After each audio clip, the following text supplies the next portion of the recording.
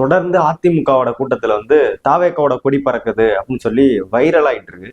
எடப்பாடி பழனிசாமி அவர்களோட பேசும்போது சொல்லியிருந்தாரு, இங்க பாருங்க கொடி பறக்குது, பிள்ளையார் சொல்லி போட்டாச்சு அப்படிங்கிறாரு.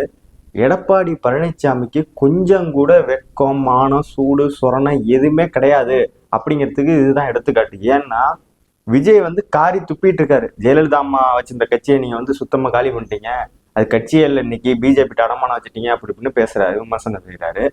அந்த சூழ்நிலையிலையும் எடப்பாடி பழனிசாமி போய் கூட்டணிக்காக அடி போட்டுட்டு இருக்காரு.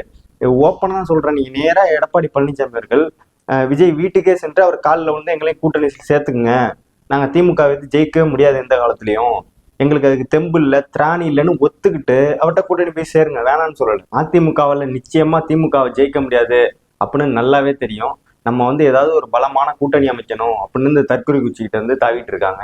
அந்த அணில்கிட்ட போய் இந்த எரும மாடு தாவிட்டு இருக்கு. சரி, ஓகே, அதை பத்தி அப்புறம் பேசிக்கலாம். இப்ப என்ன முக்கியமா கருத்துன்னா, நிறைய பேர் என்ன சொல்றாங்கன்னா, ஒரு சாதாரண படப்பிரச்சனைக்கு ஜெயலலிதா அம்மா அவர்களை தான் வீட்டு வாசல்ல நிப்பாட்டி வச்சிருந்தாங்க விஜய.